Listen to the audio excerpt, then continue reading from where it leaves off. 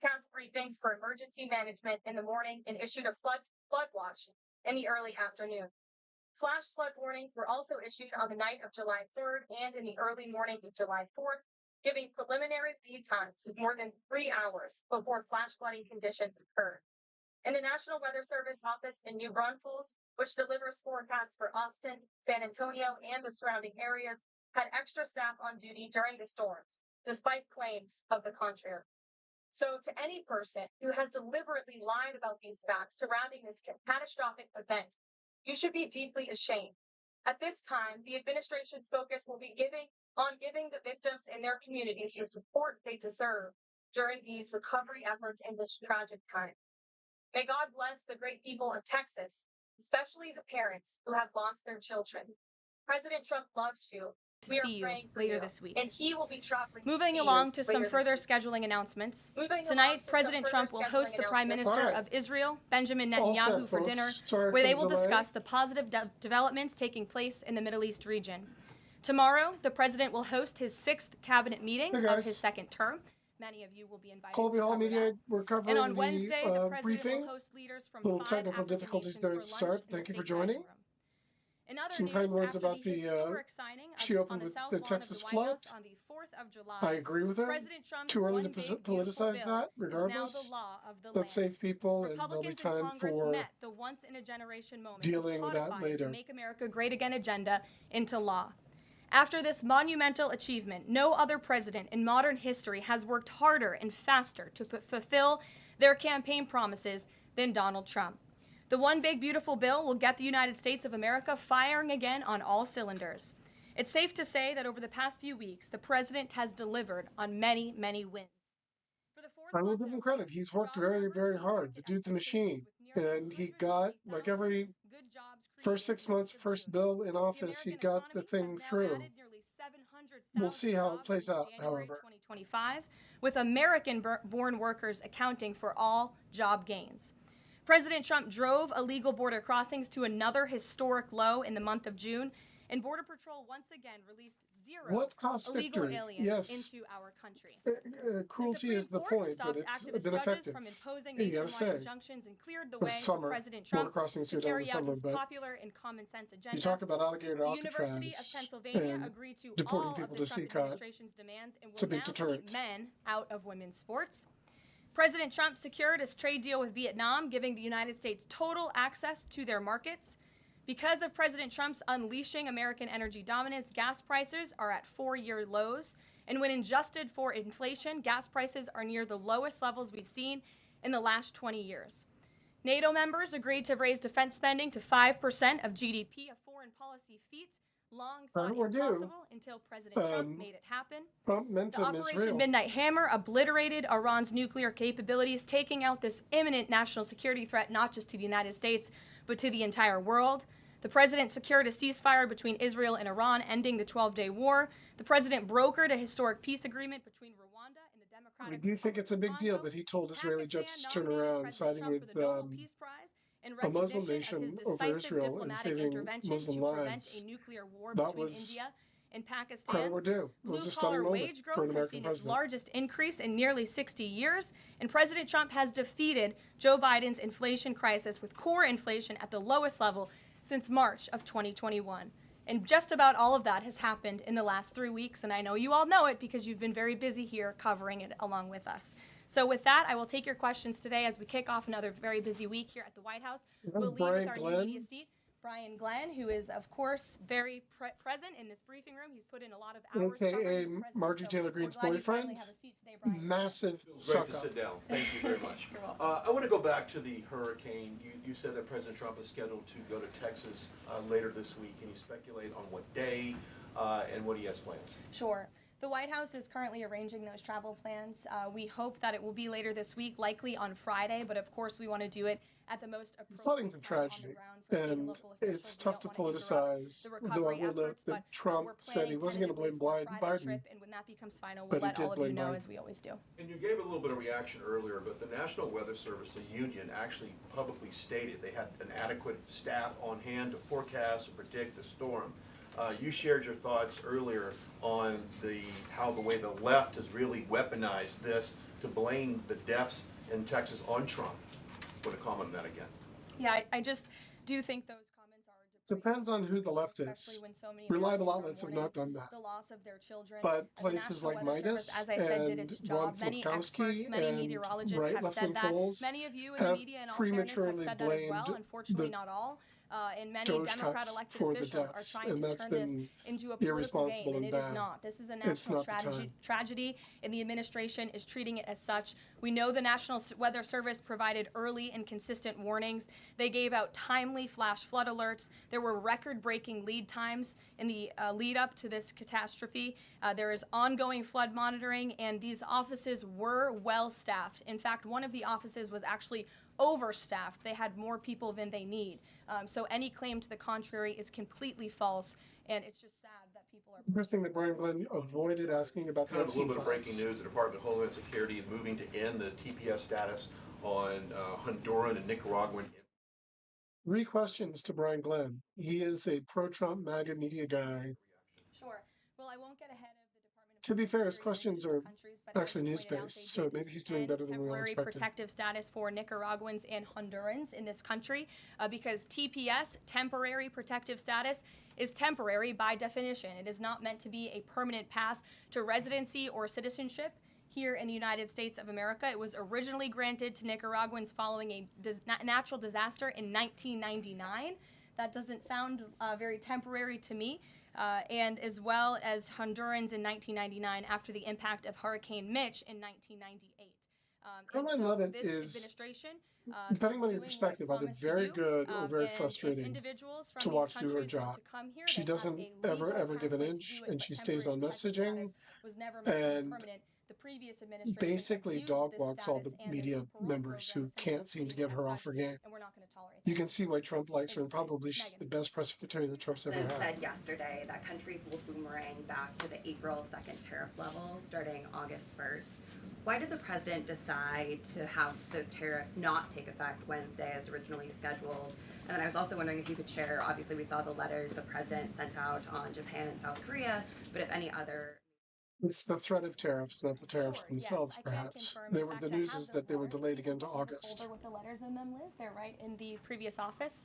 I have the signed letters that went out to both South Korea and Japan today, and there will be approximately 12 other countries that will receive notifications. As the father of a son who just graduated from college and is having a hard time finding a job because of tariff uncertainty, it's tough. It's really tough to get a job if you're a college graduate right now because of this uncertainty. And that's all on this administration. An executive order today delaying the July 9th deadline to August 1st. So the reciprocal tariff rate or these new rates that will be provided in this correspondence to these foreign leaders will be going out the door within the next month, or deals will be made. And those countries continue to negotiate with the United States. We've seen a lot of positive developments in the right direction. But the administration, the president, and his trade team want to cut the best deals for the American people and the American worker. That's what they're focused on. And in the effort of transparency, these letters will continue to be posted to Truth Social. Please dive in. You can enjoy them yourself. Go ahead. Thanks, Caroline. Just about the visit of Prime Minister Netanyahu today, I was just wondering why that is not open to the press. Previous visits by him, we've had Oval Office press conferences. Does that reflect somehow the kind of sensitivity of this particular visit? No, they're having a private dinner. There's many important matters that are obviously ongoing in the region, as you know. The utmost priority for the president right now in the Middle East is to end the war in Gaza and to return all of the hostages.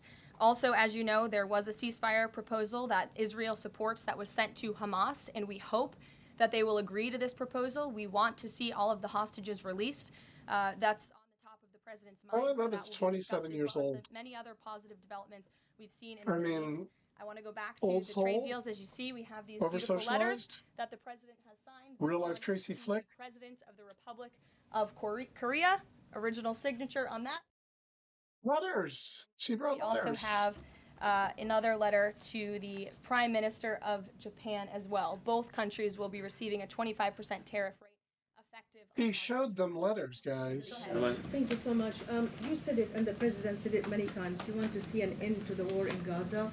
Will he give guarantees during the 60-day period of ceasefire that actually the war will end? Because this is a sticking point with Prime Minister Netanyahu, and I'm wondering if they see eye to eye on this point. And how do you see ceasefire sticking point? What the next year in Gaza will look like? Look, right now the president is focused on today, and to get the Hamas to agree to this ceasefire. He just won't answer any questions. She'll just say that, like, look, we're focused on today. A ceasefire proposal has been sent to Hamas, and I can also tell you Special Envoy Witkoff and well, Stanton, appreciate the note. I'm not sure my insights are all that insightful, but we can get through this together. In mediating these negotiations and discussions to bring peace to this region and end this conflict once and for all. Kristen. 2 questions. Thank you, Caroline. Sure. The first question is President Trump reconsidering his plan to phase out FEMA, given what officials have said is their critical role on the ground now in Texas? He was asked about FEMA earlier, and American sort of citizens always have what they need during times of need. Whether that assistance comes from states or the federal government, that's a policy discussion that will continue. And the president has always said he wants states to do as much as they can, if not more. And in the case of Texas, the state and local officials are doing a tremendous job. So it wouldn't be the federal emergency management deal; it would just be state, right? Which I think to give Texas the assistance that they need allows the federal government to fund red states or politically expedient states over the weekend, better. President Trump said that Elon Musk was a train wreck. Are there, given this current viewpoint, are there concerns within the White House or from the president himself over the cuts that happened under Musk while he was advising DOJ, including the National Weather Service? I think I've already addressed that, Kristen, question. And what I can tell is you it Elon Musk's these offices were fully staffed. The San Angelo office was fully staffed with 12 forecast meteorologists. There were no vacancies. The San Antonio office was operating with 11 forecasters. Well, that's a good question. And as Brian said, the union themselves said that there allow was for tough questions, staffing. or does she avoid people altogether? I think she does a decent job of asking people flash flood, what they want to tragic ask. natural disaster. So there's certainly kind of a dynamic where reporters know not to ask super tough questions so they don't lose access. She just stonewalls. She just never answers tough questions. Plan to phase FEMA out by the end of this year. I just answered Kristen's question for you. One more. Jeff Mason kind of steps in it. The follow-up on trade as well. 12 more letters coming. Trade and FEMA. Those are not Jeff Epstein stories. Everyone wants to hear the Epstein. Michael in the back. Thank you, Caroline. An armed shooter today was shot in McAllen, Texas, after opening fire on Border Patrol agents. It comes just days after Democratic Congresswoman Mediaite recently said she gets, quote, inspired when activists obstruct ICE. Does the White House expect Democrats to tone down their rhetoric? Blaming a shooter on we certainly call on Democrats to tone down their rhetoric against ICE and Border Patrol agents who, again, are everyday men and women. I would encourage AOC and other Democrats to actually meet with the United States Border Patrol. These are honorable Americans who are just simply trying to do their job to enforce the law. They go home to their families every night just like we all do, and they deserve respect. Yeah, they're honorable Americans, but wearing masks as you detain people is not the behavior of people who are doing anything honorable. It's the same reason why Ku Klux Klan members wore masks. They didn't want to be identified, right? If they're honorable people doing honorable jobs, don't wear masks. The DOJ and FBI have now concluded there was no Jeffrey Epstein client list. What do you tell MAGA supporters who say they want anyone involved in Jeffrey Epstein's alleged crimes to be held accountable? This administration wants anyone who has ever committed a crime to be held accountable, and I would argue this administration has... It's not the Epstein files. We're anti-crime. Than certainly the previous administration.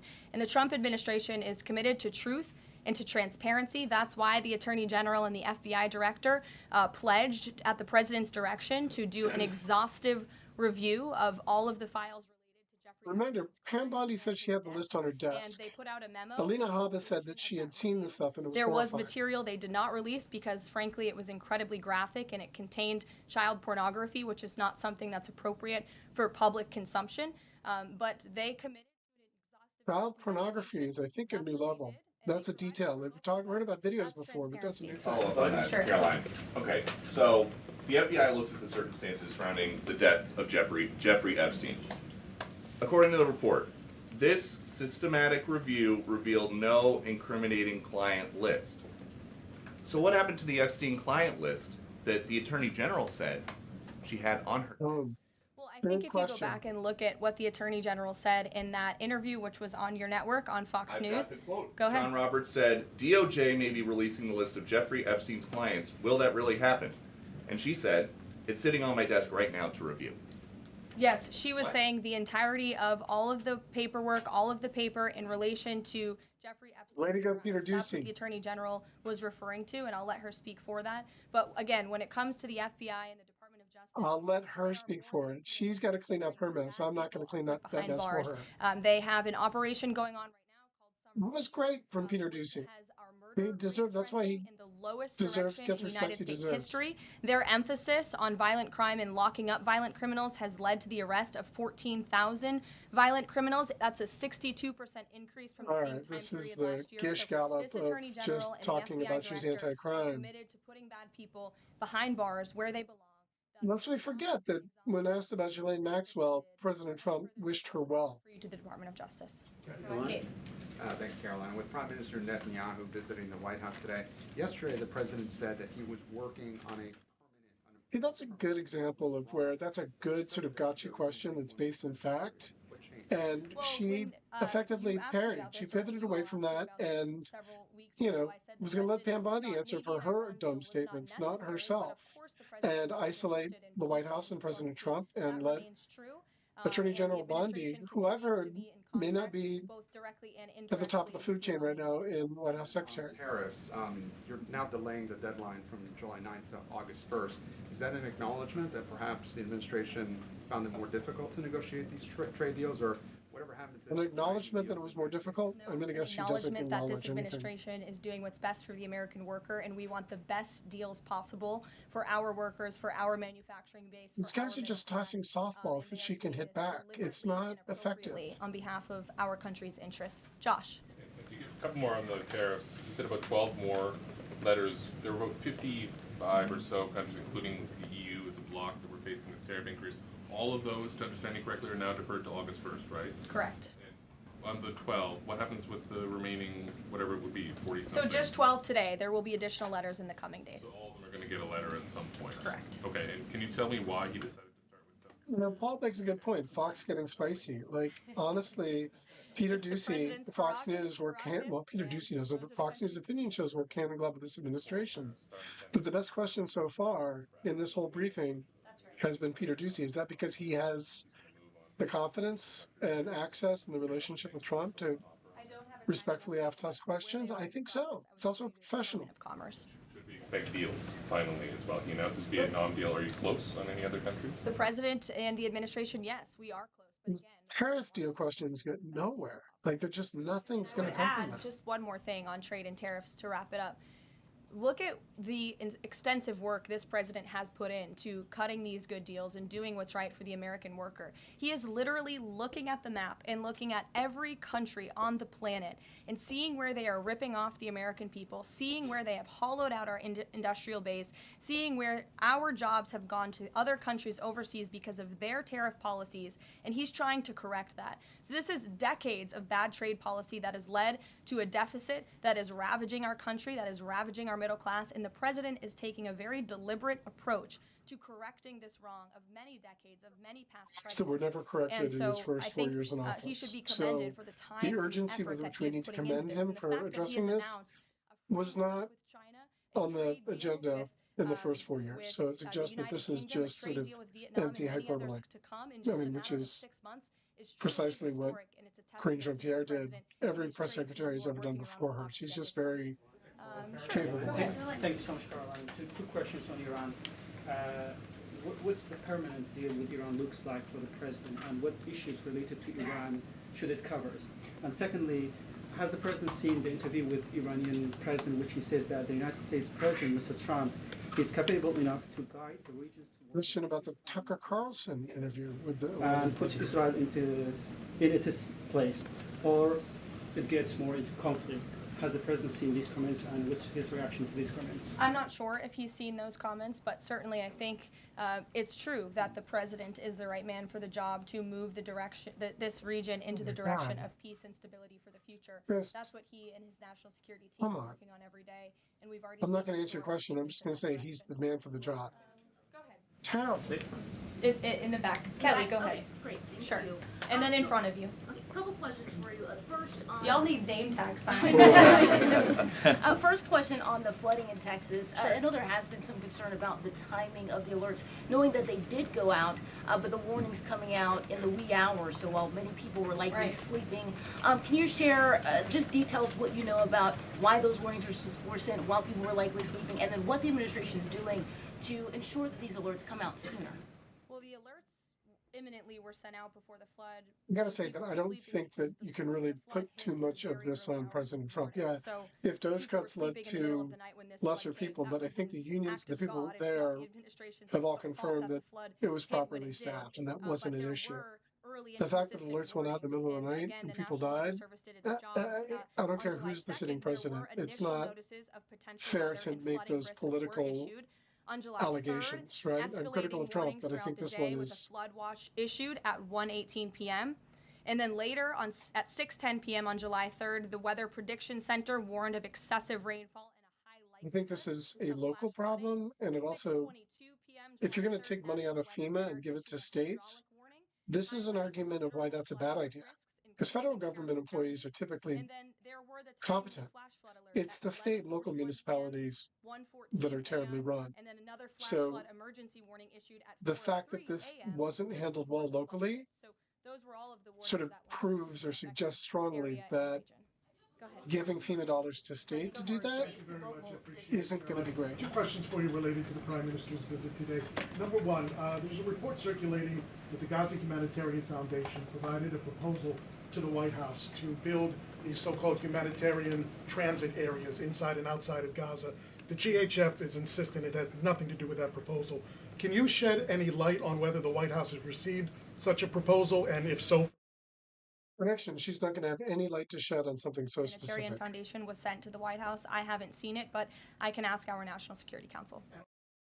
Docker, whoever saw that coming. Prepared to lift the Foreign Terrorist Organization designation from HTS, the group of President al-Shara in Syria. Can you confirm that that's taking place? Again, I haven't heard that, or I'm not aware of that action taking place. As you know, we did lift particular sanctions on Syria, but we did leave them on for particular terrorist groups. If that has changed, we will, of course, we have let you know almost if 30 there's a people change in watching policy, now. but I'm unaware of one at this time. Please feel free to chime in the chat room. I can Hi, Caroline. Thank you. Ahead of and then you can go too, since you're so eager. Ahead of the president's meeting with Prime Minister Netanyahu today, is there a scenario where Israel has made it clear that they will not bring an end to this war until Hamas is decimated? And the president just 5 months ago suggested a potential takeover of Gaza. Is there a situation where tonight the two men will change? Is that Sean McCreesh in the second row all the way left? New York Times Sean McCreesh, a Mediaite favorite. And that they will seek that under that scenario, that they would essentially try to bring this war to a permanent end beyond just that 60-day ceasefire. Again, you're putting a hypothetical situation in the air, so I don't want to comment on that out of respect for these ongoing negotiations and discussions that are taking place. But as for the takeover of Gaza, I don't believe the president ever said that. I think he discussed a rebuilding of Gaza once this war is over. This has become an uninhabitable Or Trump Gaza with a lazy river is what he was suggesting. He wants this to be a prosperous, safe part of the region where people and families can thrive. Remember how bonkers that was when he wanted to turn it into a resort? But the Palestinians could or could not go back to their homeland because they were too busy building a lazy river and open bar, all-inclusive Gaza. Terrible idea. So Congressman Lawler and Gottheimer have introduced a bill in Congress, the Bunker Buster Act, that would allow the United States to sell B-2 bombers and bunker buster bombs to Israel. Is that something the president would support? Well, I don't know if the president's aware of the Bunker Buster Act, but I will ask him and see what his opinion on that is. I'm not sure. Right, thank you. Looks like Caroline's starting to wrap up here. Building off for the question earlier about the shooter in Texas who targeted ICE. Axios reported today, I believe, that Democrat lawmakers were saying their constituents are calling on them to be more violent when they go to ICE facilities, including, I believe, they want them to shed blood, and that they said that Democrat lawmakers should be willing to get shot themselves. Can you respond to that, and do you have concerns that anyone act on the wishes of their constituents? It's hard to believe anyone with morals in this country or decency would say such a thing. Obviously, the White House condemns that rhetoric, and we condemn violence of any kind. This administration is That was a softball designed to just make it sound like the left is calling for blood. There are extremists saying terrible things on both sides. It's inexcusable. Let's not pretend that that's a mainstream concern. In a respectful way. They are doing so within the confines of the law, and they are just trying to do their jobs. And we condemn any violence or any calls for violence of any kind against any American. Go ahead. Thank you, Caroline. I wanted to ask you if... I was not calling on you, but you can go ahead. It's fine. There's a lot of people in here today. President Trump already saw the letter the Colombian president Gustavo Petro sent him apologizing for his comments Is kind of relaxed and happy and having fun. She's playing around. She's playful Caroline. Caroline, no, to quote Brian Wilson's Secretary great Rubio song. recalled the U.S. Charter d'Affaires in Colombia. Did President Trump saw that letter, and what do you think about the comments from President Petro suggesting that the U.S. has some kind of involvement in a coup? I'm not sure if the president has seen that letter, but I can check with him in the National Security Council. We will get you a response if you follow up with my team. We will find out for you. Sure. Go ahead. That wasn't an effective question. Did you see that letter from Colombia? Oh, you didn't? Okay, thanks. I love how excited everyone is on Monday. Yes, Raquel, you can go after. On two topics. First, tariffs. The president announced last night that any countries aligning themselves with the anti-American policies of BRICS will be charged with an additional 10% tariff. Can you tell us more details on that? What specific policies is the president talking about here? What policies should countries stay away from to avoid being subject to additional tariffs? Sure. Well, the president feels, generally speaking, that BRICS is seeking to undermine the interests of the United States. It's the president's utmost responsibility to put the interests of the United States first. That's how he views his job as president. So he's going to ensure that America is fairly treated on the world stage, and he'll take any action necessary to prevent countries from taking advantage of the United States and our people.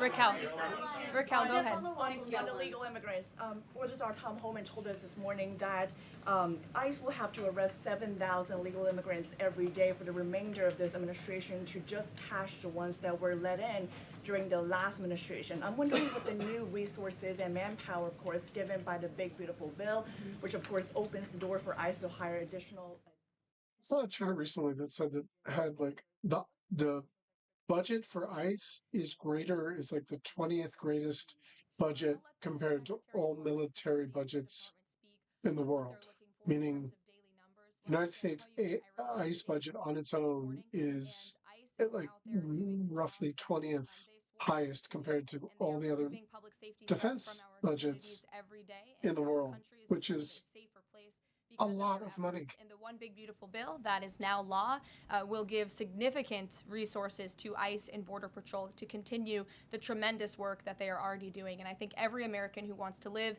in a safe neighborhood should be grateful for their efforts.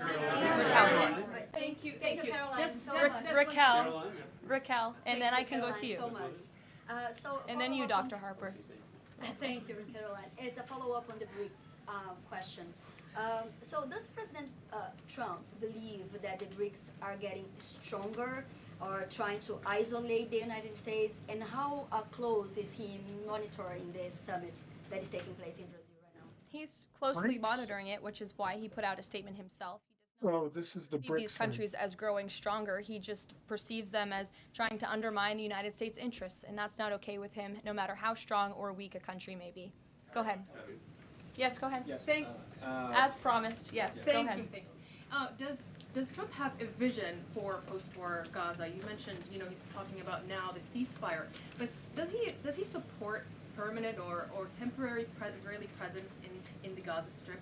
Does he continue to see a continued role for the Gaza Humanitarian Foundation to continue to operate in the Gaza Strip? Well, as you know, A very specific question. She will not be able to answer. Has directed aid to be moved into the region, and that has been taking place. You've actually seen people in the Gaza Strip yelling out, "Thank you, Trump," for the aid and for the meals that they have received, because the previous administration never did that for some reason.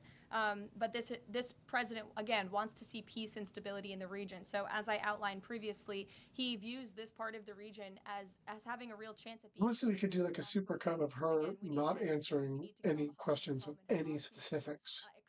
It's really a sort of an exercise in futility. I'm Dr. Anthony Harper with Intermountain Christian University. Thank you for taking my questions.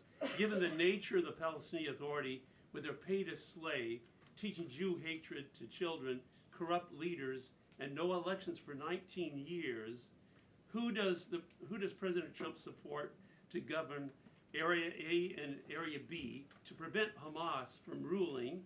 And what is President Trump's position on Israeli sovereignty? Sure. Well, the president believes Israel, of course, has a right to defend itself. As for the first part of your question, you're getting ahead, Dr. Harper. As I told you, the president wants Hamas to accept this proposal right now. He wants to see peace in this region, and he's committed to doing that. I think these questions are more asked to get the questions on the record than to get an answer. There's a bit of political theater that plays right into Caroline Leavitt and Trump's hands. Ukrainian cities and civilians. Was that the president who decided that, or did the Pentagon do it without his approval? No, neither of those things are true. I'm happy to walk you through. On the creation of the question, a standard review by the Pentagon of all weapons and all aid and all support that the United States is providing all countries and all regions around the world, not just Ukraine. When the Secretary of Defense took office, he directed the Pentagon to conduct this review to ensure that everything that's going out the door aligns with America's interests. So it's a pause to review to ensure that everything the Pentagon is pushing out there is in the best interest of our military and our men and women in uniform. Honestly, I'm exhausted just standing here commenting. This level of scrutiny and answering so is. It's not a ceasefire deal. Then what does the president hope to achieve with tonight's dinner with the prime minister? Again, you guys are getting around to a lot of hypotheticals. I don't want to get ahead of the president, but there are many other issues to discuss with Prime Minister Netanyahu tonight related to the region. And Fantasy football. They want to talk about their fantasy football plans. Who's your number one draft choice? What were you drafting in the round? Talk about peace in Gaza and ending that conflict, as well as many other topics of discussion in relation to Israel and the United States. Sure, go ahead. Thank you, Caroline. Given the fact, this is on the trade letters, given the fact that the president put into effect the tariffs on April 2nd and then put the pause into place, is the president at all concerned that these countries that are receiving the letters won't take them seriously because the deadline seems to have shifted already and may shift again? They will take the letters seriously because they have taken the president seriously, and that's why the president's phone, I can tell you, rings off the hook from world leaders all the time who are begging him to come to a deal. And this administration is working hard to ensure those deals are in the best interest of the American people. And this delay, again, is in the best interest of the American people. And you all will continue to see these letters released on the President's Truth Social, and we will see you all later. Thank you, guys. That's it. Caroline took some time from our day today. Started like 25 minutes late, went for just over a half hour, it seems. I think the highlight of that was Peter Doocy citing in Pam Bondi interview. I mean, if you're Pam Bondi, if you're the Attorney General, you're the DOJ, and you see Peter Doocy, who's the Fox News reporter, asking about her bragging about the Epstein client list, and then seeing the press secretary, Caroline Leavitt, flat out say, she's going to have to answer that. We're opposed to crime. You're probably worrying about your standing. And I just want to say a very special hello to. Sorry, autoplay. I've heard from reliable sources that Pam Bondi is not Trump's favorite right now. Is she concerned about her job? Maybe. But I would say that this isn't great for him. Anyway, this was a good second round. We had a little bit of technical flaws. That's kind of serious topics, hard to crack wise when you're talking about a catastrophe like the flash floods in Texas. I wish there was more conversation about Epstein because I think that's a bigger deal, especially in the MAGA world. But it's not really news compared to tariffs in Israel and BRICS. But I'm not sure Caroline Levitt got all that done. So anyway, thanks for joining me. We'll see you next time.